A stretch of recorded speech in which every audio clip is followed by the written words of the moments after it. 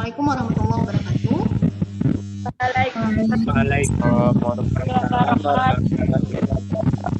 Oke, jadi hari ini Ibu masih menggantikan Bu Devi ya untuk kelas 10.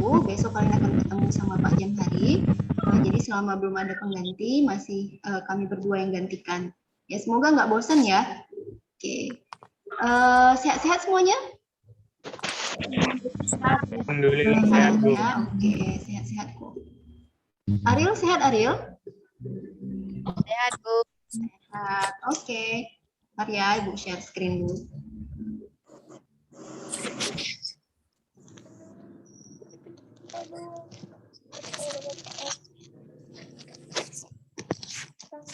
Oke. Iya, jadi hari ini kita masih ngebahas tentang hakikat belajar biologi ya, ruang lingkup biologi. Jadi kayak di bab 1 ini kalian diperkenalkan dulu sebenarnya ngapain sih anak SMA kelas 10 itu belajar biologi gitu sebenarnya.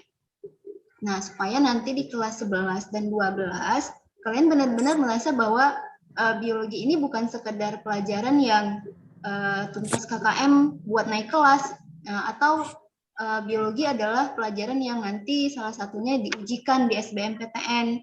Nah, bukan hanya itu, tapi ternyata ya biologi ini adalah kehidupan kita gitu ya, apa yang ada di sekitar kita, apa yang kita alami, apa yang kita makan, apa yang terjadi sebenarnya ya di sekeliling kita, bahkan di tubuh kita sendiri.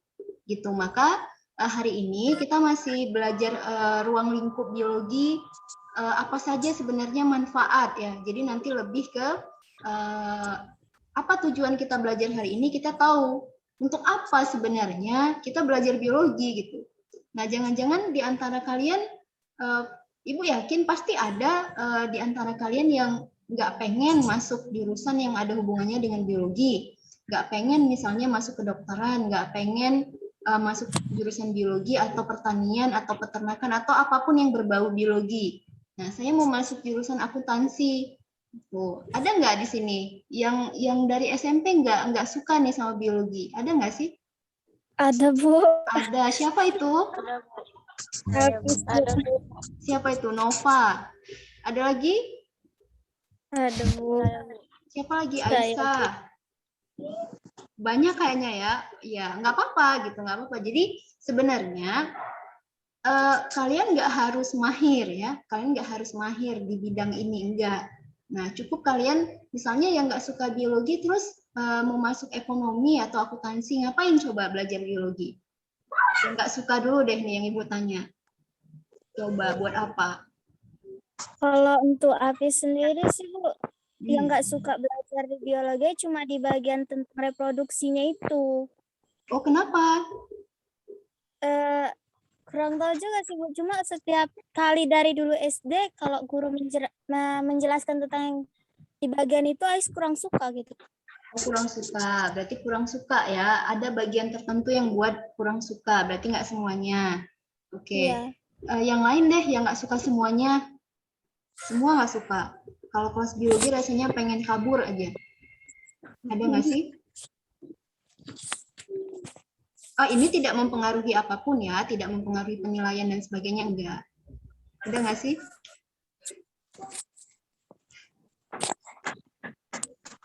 Oh, nggak ada ya? Oh, nggak ada.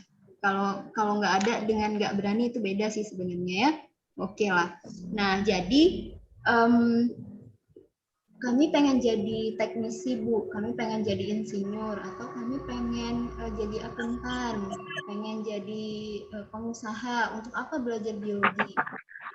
Nah, jadi apapun yang hari ini kalian dengar, apapun yang hari ini kalian tahu, nah adalah sesuatu yang terjadi.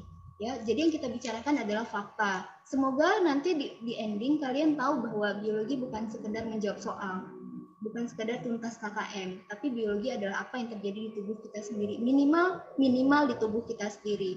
Jadi kalau bersin, misalnya contoh kecil, kenapa bersin kalau kita orang muslim itu harus menyebutkan alhamdulillah? Nah, ya kenapa? Oh, ternyata ada ratusan jutaan virus yang keluar ketika bersin.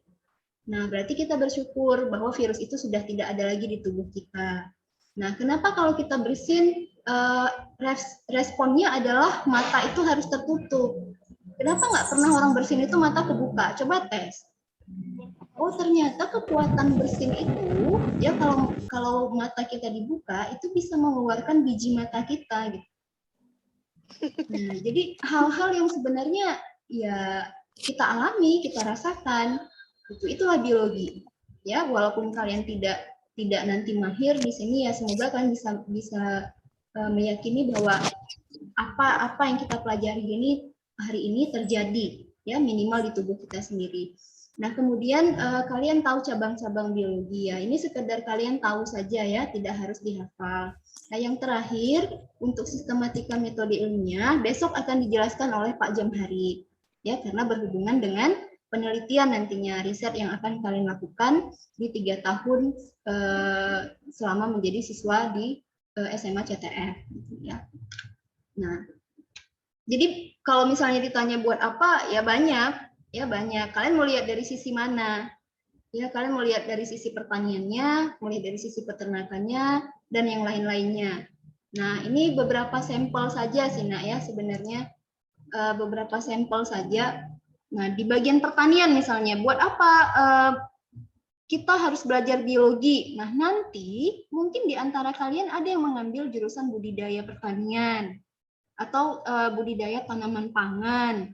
Nah, kalian tuh bisa buat kelapa hibrid. Nah, kelapa hibrid ini apa? Ya kelapa yang udah kita kawin-kawinkan. Gitu. Misalnya ya, kita punya kelapa yang buahnya besar tapi dagingnya tipis. Punya tetangga kita, tuh buahnya kecil tapi dagingnya tebal. Terus kita kawinin. Jadilah kelapa yang buahnya gede, dagingnya tebal gitu.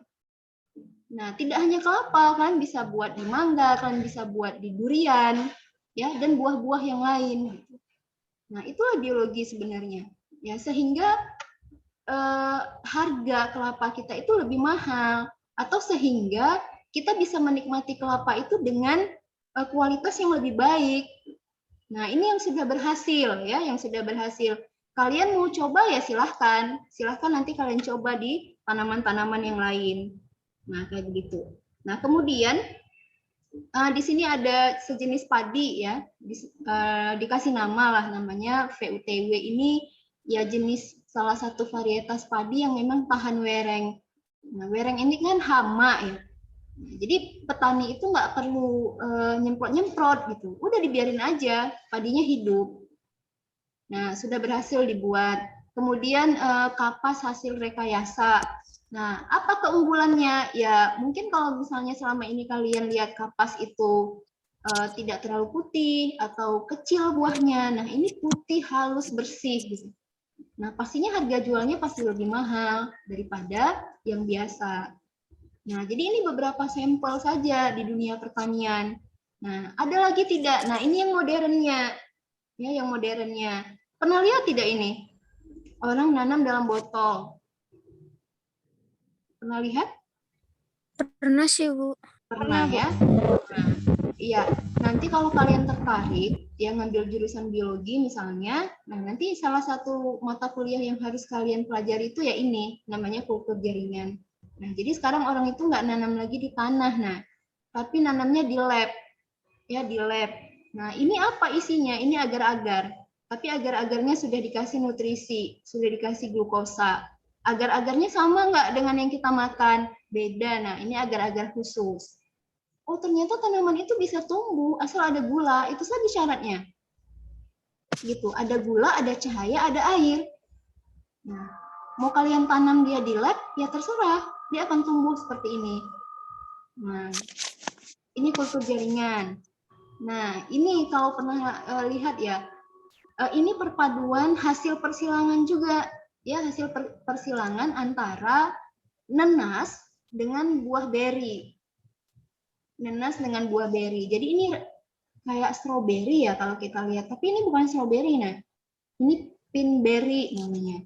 Kalau nanti searching di Google. Nah, ini hasil persilangan. Ya. Nah, ada tidak yang lain? Oh, banyak. Nah, ini hasil persilangan antara tomat dengan lemon. Jadinya kayak gini. Ya, pengen lihat yang lain nggak? Yang lebih aneh lagi. Nah, ini sudah dicoba di Jepang. Ya, mereka buat tanaman rekayasa yang ketika malam hari tanamannya itu bisa bercahaya.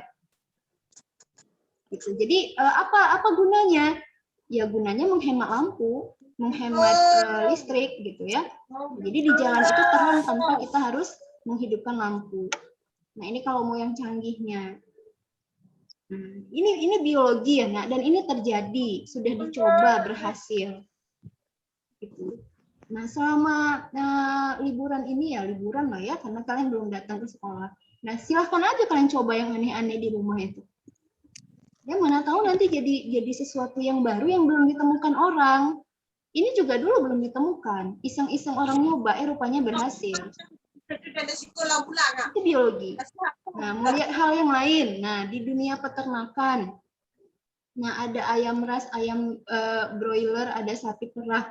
Nah, ini kan ayam-ayam yang sebenarnya punya tujuan khusus. Kayak sapi perah. Berarti si sapi ini memang dikembangkan untuk diambil susunya. Nah, kalau di India itu ada sapi benggala. Nah, itu sapi yang memang dikembangkan untuk diambil dagingnya. Gitu. Apa nutrisinya? Pasti beda. Orang peternakan nanti akan tahu ngasih makan untuk sapi perah dengan ngasih makan untuk sapi yang jenis pedaging itu pasti beda. Itu biologi. Nah, berarti yang kalian jual apa? Ide untuk pakannya. Berapa campuran unsur A, B, dan C. Ya, sehingga itu cocok untuk sapi perah. Nah, sehingga itu cocok untuk sapi pedaging. Berarti kalian menjual pakan. Nah, begitu. Jadi hal-hal menarik ini semuanya disajikan di biologi. Kalian akan main-main dengan sesuatu yang hidup gitu. Dan ketika hidup, dia bisa kita jual. Ya, dia bisa kita jual, bisa menghasilkan uang, dan yang kita jual pasti lebih mahal daripada punya orang lain. Karena punya kita itu spesial, punya kita itu beda. Itu biologi. Ya, mau lihat lagi lebih real. Ya, nah ini orang cangkok rambut. Ya, rupanya bukan cuma jantung, ginjal yang bisa dicangkok, tapi rambut juga bisa dicangkok. Nah, apalagi yang unik, bayi tabung, mungkin sering dengar, atau yang suka baca ya, kalau pernah dengar nama Hanum Salsabila Rais, ya anaknya Amin Rais, nah itu anaknya bayi tabung. Nah itu dikerjakan konsepnya, kalian pelajari di biologi, bukan di kedokteran. Nah, ya konsep dasarnya kan belajarnya di biologi. Kayak mana bisa ada bayi begini ya? Ya, maksudnya ini ilustrasi ya, Nak. Nah, jadi bayi tabung itu bukan berarti bayinya dalam tabung, bukan. Ya, ini supaya kalian lebih mudah mengingat saja. Tapi proses pertemuannya nanti dilakukan di luar tubuh gitu. Jadi kayak ikan. Ya, ikan itu kan ikan jantan, ikan betina, ya ketika mengeluarkan sel gametnya, nah itu kan dalam air. Ya udah, terjadi perkawinannya dalam air, bukan di dalam tubuh si betina. Maka kita nggak tahu kalau ditanya siapa ibunya ikan itu, ya nggak tahu. Siapa ayahnya ikan itu, yang nggak tahu. Ya berhubung ikan kan kita tidak perlu cari nasabnya siapa gitu. Ya, nah tapi kalau manusia, nah mungkin kesulitan punya anak, mungkin rahimnya tidak kuat, mungkin ada masalah-masalah yang lain, maka bayi tabung ini bisa menjadi salah satu solusi. Konsep dasarnya kalian pelajari di biologi. Ya, dari sini mungkin nanti kalian tertarik untuk menjadi dokter. Dari sini mungkin kalian nanti tertarik untuk melanjut S2, S3, ya kerja di lab, meneliti dan sebagainya. Apalagi yang unik-unik. Nah, ini kan yang sekarang lagi heboh. Ya, konsep dasarnya juga dipelajari oleh orang biologi. Ya, ngebuat vaksin. Gimana konsep dasar ngebuat vaksin? Nah, sehingga dia aman, tidak merusak, tidak menyerang tubuh, ya, tidak mengkhawatirkan. Nah, itu dipelajari di biologi secara konsep. Tapi secara aplikasi, ya tentunya kita butuh ilmu yang lebih gitu. Ya, nah itu. Apalagi yang menarik? Nah, ini apa ya kalau kita bilang ya? Inilah proses ngambil gamet untuk jadi bayi tabung tadi. Kan ceritanya kalau bayi tabung itu kita atau ada yang pernah dengar nggak bayi tabung? Pernah. Ada yang tahu?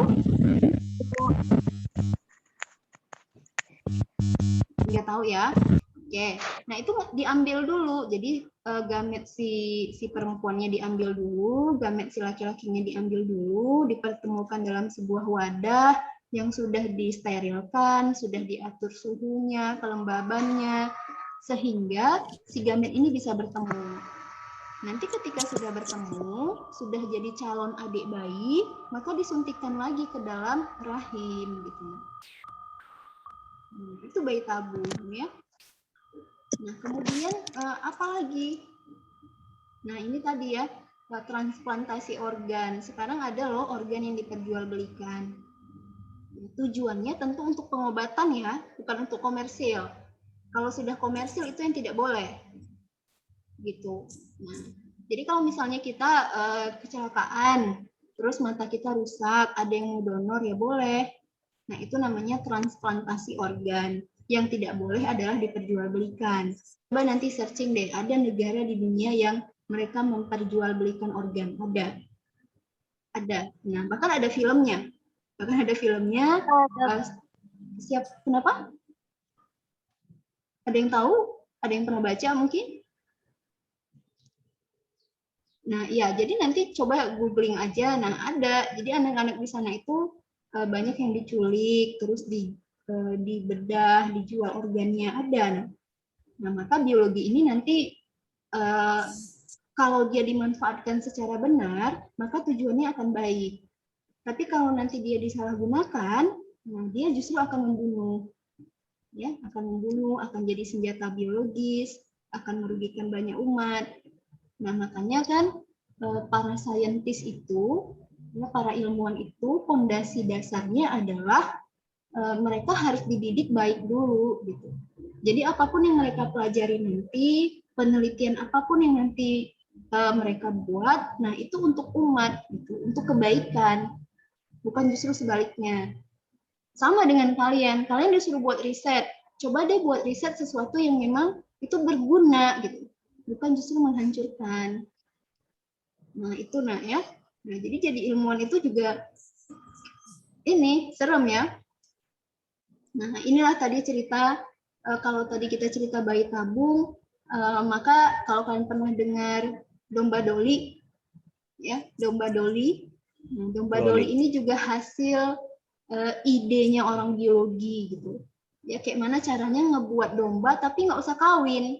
Misalnya kita cuma punya satu domba betina, kita nggak punya duit buat beli yang jantan, tapi kita pengen si domba betina ini punya anak, bisa tidak bisa? Ya bisa. Inilah sudah dilakukan di domba, dikasih nama si domba itu namanya Dolly. Jadi ini kita nggak butuh pejantan. Kayak mana prosesnya? Nanti kalian pelajari di kelas 12. Gitu. Yang jelas kalau pengen buat domba baru tanpa ada pejantan bisa. Atau kalian mau coba di kambing, di sapi, di kerbau, ya silahkan saja.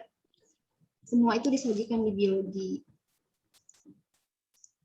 Yang lain-lain, ya yang lain-lain kalau yang kayak gini kan kalian sebenarnya familiar ya.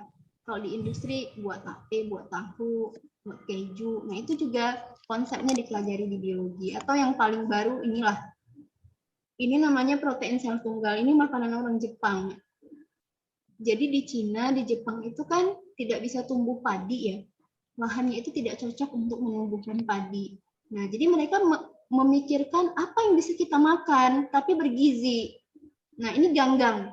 Nanti kalian juga belajar ini. Ini ganggang hijau. Ini bisa kalian dapat di kolam, ya di air-air nih biasanya. Ini ganggang hijau dan ini ternyata proteinnya tinggi sekali. Nah, cuma kan orang Indonesia kalau dibilang makan apa, makan ganggang, kayaknya agak aneh ya. Nah, tapi di sana mereka udah biasa makan ini. Ya, udah dijadikan protein sel tunggal, namanya PST kalau kalian pernah baca. Nggak makan nasi lagi, ya, tapi makannya ini. Namanya chlorella. Nanti boleh buka-buka bukunya ya. Ya, di bagian yang lain-lain juga masih banyak ya, di perikanan, kemudian bagaimana melestarikan ekosistem dan sebagainya. Nah, sampai sini ada yang ingin kalian tanyakan? Ada hal unik misalnya yang kalian temukan di kehidupan sehari-hari, kok bisa kayak gini ya, Bu? Misalnya. Atau kalian kepikiran ide gila misalnya ya, pengen buat ini, bisa nggak gitu? Ada? Kalau yang kelapa tadi tuh Bu, Ya. itu kan katanya bisa diinikan dengan Coba, cara apa? coba diulang Aisyah. Kan kelapa itu kan asalnya dari tunas itu kan Bu. Mhm. Dari tunas. Nah, supaya agar bisa dikombinasi sama yang lain itu caranya dicangkok atau di kayak gimana ya gitu. Oke. Nah, kelapa itu kan yang kita tahu selama ini orang mengembangbiakannya itu pakai tunas ya. Nah, kalau Ya. dulu waktu SD atau SMP itu belajar kayaknya perkembangbiakan. Jadi kalau kita mau mengembangbiakan tanaman itu ada dua metode. Ada metode kawin dan tak kawin. Atau biasanya kita bilangnya ada vegetatif, ada generatif gitu ya. Nah, Iya. yang tunas yang dimaksud oleh Aisyah tadi adalah yang tak kawin. Jadi kalau kita ingin memvariasikan sesuatu itu harus kita kawinkan. Gimana caranya? Kita carilah bunganya. Karena keberadaan alat perkawinan itu di tanaman adalah di bunga. Contoh lebih real begini. Kalian kalau ditanya, lebih mirip mana? Lebih mirip ayah atau ibu? Coba deh, satu orang deh. Siapa? Saya Siapa tuh? Nggak kedengeran suaranya. Mirip ayah atau ibu? Faiz. Coba deh Faiz. Mirip ayah, Bu. Mirip siapa? Ayah, Bu. Oke, mirip ayah. Nah, sebenarnya ketika kalian bilang mirip ayah, nah, apanya yang mirip ayah? Kan tidak semua. Ya, tidak semua. Nah, bisa saja yang mirip ayah adalah hidung, rambut, warna kulit. Tapi sisanya itu ikut ibu. Nah, maka konsepnya ketika kalian sudah menyilangkan, mengawinkan, akan terjadi perpaduan. Gitu. Makin banyak yang kalian silangkan, ya makin kita kan kalau menyilangkan tergantung kita maunya apa. Gitu. Kalau kita kepengen mangga yang rasanya manis, berarti kita mencarilah pohon mangga yang buahnya manis, yang bibitnya manis gitu.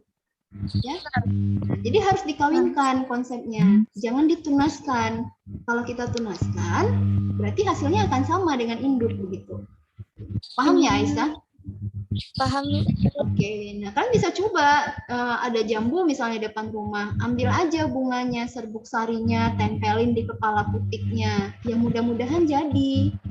Gitu. Nah itu percobaan Mendel. Nah, nanti kan belajar itu di kelas 12. Gimana Mendel bisa mengawinkan tanaman A dengan tanaman B, tapi hasilnya kok ngikut tanaman A semua gitu. Nah, berarti kan kalian bisa mengambil dasar pemikiran bahwa ketika kita mengawinkan sesuatu, maka kita akan dapat variasi. Tergantung kita maunya apa. Ya, maunya apa, rasanya kah, daging buahnya kah, dan yang lain-lain gitu. Gitu ya. Oke, ada lagi yang lain? Itu Bu, yang melon, lemon, tomat itu jadinya Yang mana? Yang lemon tadi? iya isinya lebih Isinya, ya ini isinya tomat ya, tapi dia kulitnya lemon gitu. Nah, ya udah dikawinkan aja, dihibridkan. Ini kan sebenarnya terkadang orangnya iseng gitu loh, ya, iseng coba deh gitu. Karena secara konsep sebenarnya yang bisa kawin itu adalah yang sejenis. rasanya tetap sama itu Bu. Nah rasanya yang kita nggak tahu karena nggak pernah kita coba juga ya kan. Rasanya nggak tahu. Jadi kalau dari literatur sih katanya rasanya tuh rasa tomat, tapi ada bau lemonnya gitu. Rasa tomat tapi ada bau lemon gitu dia. Gitu kan unik ya. Ini kalau dijual ya bisa laku besar. Ya kalau dijual ini harganya bisa mahal. pasti harganya akan beda dengan tomat biasa. Karena kan struktur sistem saraf kita itu kita selalu menyukai hal-hal yang berbeda. Kalau kalian dikasih pilihan mau pilih mana, ada 3 baju, yang 2 warna hitam, yang 1 warna putih, otak kita akan cenderung memilih yang putih. Perhatikan saja, ya, karena sistem saraf kita itu bekerja suka memilih sesuatu yang unik. Nah, sama dengan anak CTF misalnya ingin menampilkan satu penampilan misalnya di suatu lomba. Nah, ketika mereka bisa menampilkan yang beda dari yang lain, maka dewan juri itu akan tertuju matanya ke mereka. Gitu. Jadi cobalah jadi sesuatu yang beda gitu. Ini hasil iseng-iseng manusia nih sebenarnya ya, coba deh. Dia coba melanggar konsep ya, karena secara konsep kan lemon cuma bisa dikawinkan dengan lemon, mungkin lemon jenis A dikawinkan dengan lemon jenis B, oke. Kelapa A dikawinkan dengan kelapa B, oke. Ini kan udah beda makhluk. Iya. Beda makhluk ya. Nah, manusia kan cuma bisa kawin dengan manusia, manusia nggak akan bisa kawin dengan kera, nah begitu logikanya. Nah, tapi ketika dicoba ternyata berhasil. Ya ini juga kan nenas loh ya, nenas dikawinkan dengan buah beri, ternyata berhasil. Coba aja gitu, karena biologi ini mencoba gitu. Silahkan coba. Nah kalau berhasil berarti kalian menemukan sesuatu yang baru. Kalau gagal, ya berarti kalian identifikasi kegagalannya di mana. Gitu. Oke, yang lain ada yang mau ditanyakan? Nggak ada ya. Oke, nah kita lanjut dulu dikit nih sebelum waktunya habis. Nih, cabang-cabang biologi. Kalau cabang-cabang biologi ini tidak ada konsep. Ya, tidak ada konsep. Kalian tuh ngelihat ini tuh berdasarkan apa yang dikaji. Nah, harus dihafal? Tidak harus dihafal. Jadi kalau dilihat, oh kok banyak kali Bu cabang biologi. Ya iya, biologi itu nanti ilmu dasar yang itu bisa lari kemana-mana. Nah, kalian suka apa? Kalian suka jamur. Oh, berarti nama cabangnya adalah mikologi. Kalian suka belajar yang kecil-kecil, bakteri. Oh, berarti nama cabangnya adalah bakteriologi. Atau kalian suka ikan. Ya, ada yang suka melihara ikan. Waktu Ibu Surti ada tuh yang pernah ternak ikan ada. Ya, berarti cabangnya adalah ichtiologi namanya. Suka main-main sama yang bahaya, virus. Oh, nama cabangnya adalah virologi. Jadi di sini tidak ada konsep. Nah, gimana caranya menghafal? Nggak ada. Ya, caranya menghafal itu ya sering-sering aja dilihat. Nah, biasanya soal-soal yang di sini itu berhubungan dengan studi kasus. Atau kalian suka jadi dokter ya, berarti kan akan belajar anatomi, fisiologinya, ya, morfologi dan seterusnya. Gitu. Suka mengawin-ngawinkan, berarti kan belajar genetikanya. Gitu. Kita belajar ini sifat hewan. Nah, karena hewan itu juga punya sifat. Jadi contohnya kayak gini. Ikan lele ya. Nah, ikan lele itu dia kawinnya jam 3 pagi. Nah, beda nanti dengan ikan gurami, beda lagi dengan ikan mas. Nah, jadi kita melihat karakter sifat dari kelakuan dari hewan itu, ilmunya ada namanya etologi. Gitu. Jadi dalam 1 jam misalnya kan ingin memperhatikan berapa kali kera itu kawin. Ya, kera itu hewan yang paling hobi kawin. Ya. Jadi dia kawinnya bisa sama siapa aja, sama anaknya, sama ibunya. Itulah hewan. Begitu dia kera. Jadi itu kita amati dalam 1 jam itu dia berapa kali ya kawin gitu. Itu ada ilmunya gitu. Ya sepintas lucu ya, tapi memang masing-masing hewan ternyata punya kelakuannya. Dia punya hobi, punya kelakuan, dan ilmunya ada namanya etologi. Nah, Ibu rasa untuk cabang-cabang kita nggak punya konsep ya, cukup melihat itu dikajinya apa gitu ya, benda yang dikaji apa. Hafalan, ya hafalan itu ala bisa karena biasa sih kalau Ibu ya bilangnya. Jadi tidak harus semuanya dihafal. Nah, untuk pertemuan hari ini cukup dulu. Ada pertanyaan sebelum Ibu tutup? Tidak, Bu. Ada? nggak ada ya, karena memang bahasanya juga masih yang ringan-ringan dan tidak ada konsep dasar sekali. Enggak. Cuma kan diperkenalkan untuk apa kalian belajar biologi. Nah kemudian apa saja sih nanti biologi itu bisa lari kemana aja cabangnya, dan pada akhirnya nanti di pertemuan terakhir di hari Jumat kalian akan diajari ngebuat mini riset. Ya, apa masalah yang kalian temui dalam kehidupan sehari-hari, misalnya kenapa kok seringkali gatal setelah mandi misalnya, oh berarti ada sesuatu di air mandi kita, atau kalian kalau makanan jenis A kok gatal gitu, kulitnya kok gatal-gatal, oh berarti ada sesuatu yang kalian tidak bisa konsumsi dari makanan itu. Jadi hal-hal yang kayak gitu ya. Nah ini basic dasar untuk kalian membuat mini riset nantinya, riset-riset sederhana yang sanggup kalian lakukan ya nak. Jangan tiba-tiba kalian mau buat cloning, nah susah, nggak mungkin kita buat cloning sekarang, atau tiba-tiba mau buat bayi tabung, nggak bisa gitu. Oke ya, nah ibu rasa cukup untuk hari ini. Semoga nggak bosan ya di kelas biologi, kalian sehat-sehat semua. Ditutup dengan assalamualaikum warahmatullahi wabarakatuh. Waalaikumsalam warahmatullahi wabarakatuh. Waalaikumsalam warahmatullahi wabarakatuh.